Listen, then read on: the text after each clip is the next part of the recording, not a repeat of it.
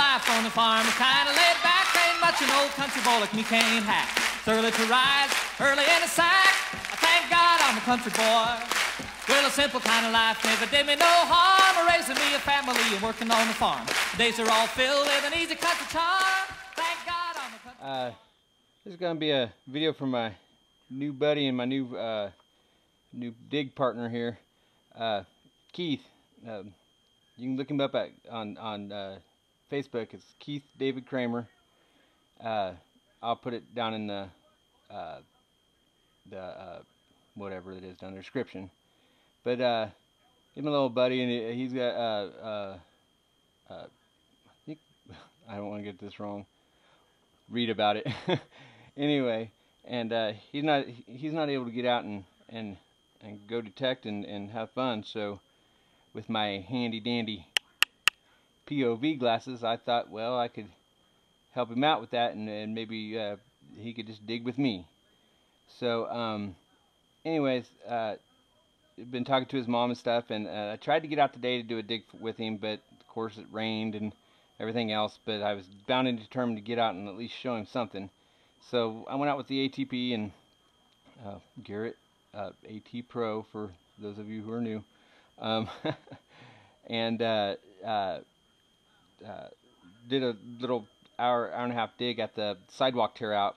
The house is was built in 1867, but there's a rock wall, a stone wall that goes around the yard, and it's on a steep hill, and they're redoing the stone wall. So I got permission to do along the sidewalk and where they've torn up and everything, and I haven't had much luck down to the road and about most of the way up the side of the wall there. But when I get up here, man, just the fines start coming out everywhere. So I'm thinking what they did was scrape the side of the hill to use, sorry, fights are on, to use the fill dirt for in here. Well, all this fill dirt here is in piles in the yard taller than I am. And I talked to the lady today, and she's going to let me sift through all that dirt. She said they got about 2 weeks before they start on the sidewalk, because they're going to try the sidewalk and redo it. And she said I could go ahead, me and Little Digger can go and sift through all that dirt we want. So anyway, I'm going to get to it and show Keith here what we found today. Oh, by the way, Keith, you got the right idea. See, they lied. Hard work has killed people. So you just lay there, relax. I'll do the hard work. You do all the science and the research, all right? Oh, and by the way, we got to figure out a digger name for Keith. We can't just call him Keith. So anyway, here's the trash. We got just your sorted junk, you know. And get this out of the way. Oh, and you got, you know, Keith, and I'm sorry to your mom. I am not a well-kept person here, but you know, diggers are busy. So, oh, and I was going to ask you about those nurses. Did they actually wear the nurses? Never mind. We'll talk about that later. Okay. A few of the things here. Let's see here.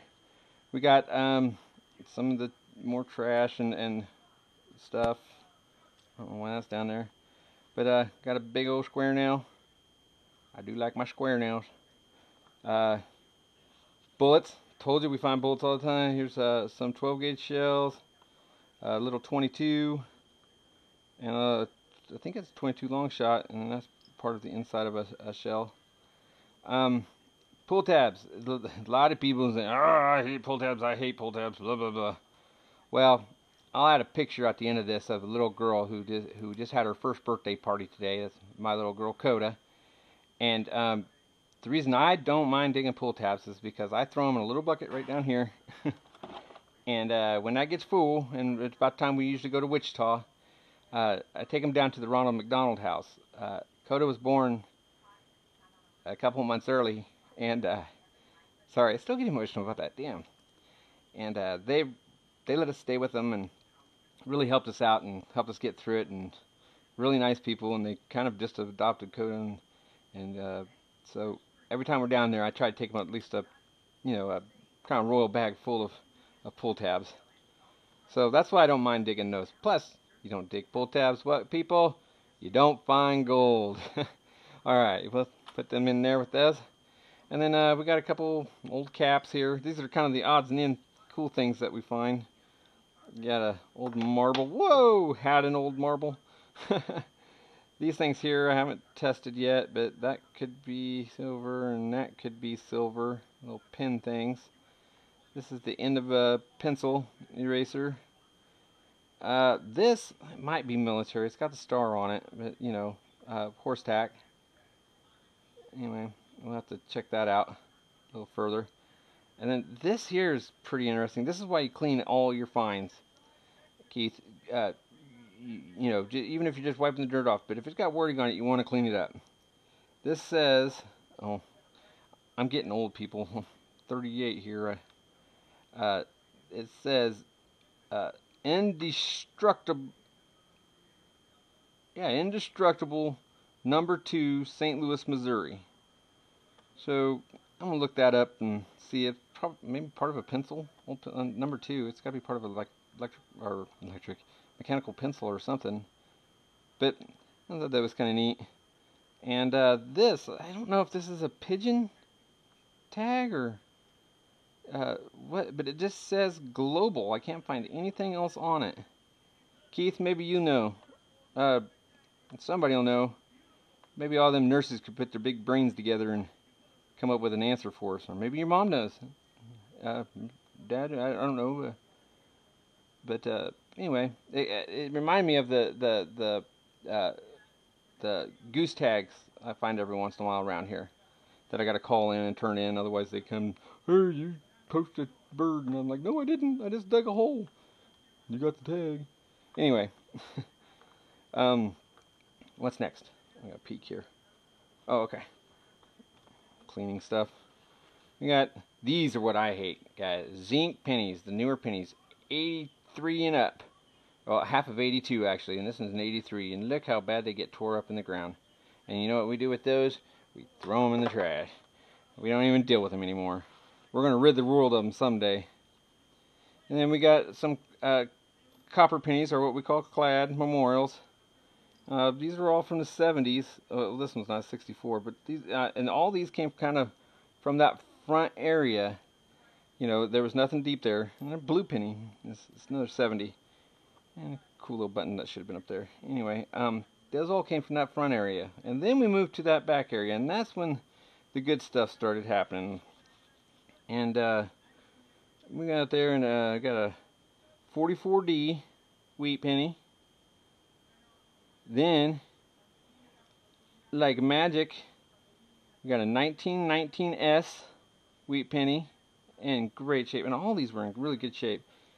And then you'd think, wow, that's great fun. 1909 VDB, baby. That right there, that's an $11 penny, believe it or not. So yeah, that was a great find. And whoops, now it's $8.50 penny. Anyway, that's a good find. You don't find those every day. And then here in central Kansas, the further west you get, the newer stuff gets. But I thought maybe it was all gone, but looky here. We got us a 1900 Indian head penny. Remember when I told you about the wreath? Well, I was wrong, because this is a newer one, and it's got I guess you can call it a wreath with the arrows, but it's got the shield on it. But it's a 1900. You can still see the full Liberty on it. It's in beautiful, beautiful shape. So that is the second oldest Indian penny that I have found here, and since I moved back to Larned 2 years ago. So great find, Keith. You are the man. You are my good luck charm. Oh wait, there's one more thing. And I thought this is another reason why you can always clean your stuff, because I thought, well, this is just kind of a cool little trinket here. Look at that thing. I don't know quite what it was, but I do know one thing. Look, it's got the Asian symbols on it. I do know whenever I see this blue tint on the corrosion, there's a very good chance that this is gold. So I'm going to try clean it up a little bit more, and it might be gold clad, it might, or gold gilded, and I haven't found any numbers on it yet, but I'm going to clean it up some more, and I'm going to do a couple of my little tricks that, Keith, I'll show you how to do them later. We're going to maybe shock it a little bit with some electrolysis, or I don't know, boil it, or burn it, or you know, or I might just pull out the old test kit and test it. What's the fun in that? The wife and kids are gone to the Santa Fe trail days, so you know, I can break out the torches and the fun stuff until they get home, and then they get yelled at. But anyway, I'm getting off subject here. So that is way cool. You know, I've never found anything with Asian writing on it before. In 15 years, I've never found anything with Asian writing on it. So I'm pretty excited about that, and I'm pretty excited to see what it comes up. And I'll let you know on that. And I'll get pictures of all this, and it'll be at the end of the show. Anyway, I think it's supposed to be nicer tomorrow, and if it is, glasses will go with me, the MXT will go with me, probably bring along the Mind Lab and the ATP too, and a sifter, because we'll start sifting that dirt and maybe see if we can find some more of these Indian heads or some silver. That would be awesome, huh, bud? And you take care, and I hope you enjoyed your symphony thing out there in the hills. Man, that would be awesome. I've never got over that far east. Well, I mean, I lived in Paola, but in between there, where the Flint Hills are, I've never gotten to really explore over there any. And man, I want to. You know, I'd love to find an old cattle camp or something like that. You know, where they came up from Texas through the hills there and go to Abilene, or even cut through Abilene down to go to Dodge or something. You know, I'd really like to see that stuff. Anything really east of I-135 and west of 35, or do I got those backwards? Anyway, you know what I'm talking about. In between Salina and Topeka, in between that area, I really haven't got a chance to explore very much. So maybe sometime we can get together and I'll come up and see you, and you can point me in the right direction or something, and we'll get her figured out. You know, it'd be a lot of fun. I got another friend that lives kind of over that way, and she might come over and help us out. So, and I think a couple guys maybe from Wichita. I got a friend from Topeka too. He's in a band. He's pretty cool. Anyway, I hope to see you soon, and I hope you enjoyed this. I know it's not quite what we talked about, but it will be. I promise. All right, buddy. I'll talk to you later. Oh, and the rest of you diggers, go check out Keith. He's a cool cat, and let's get him involved. Let's get him in the community. All right, guys. I'll talk to you later. Bye.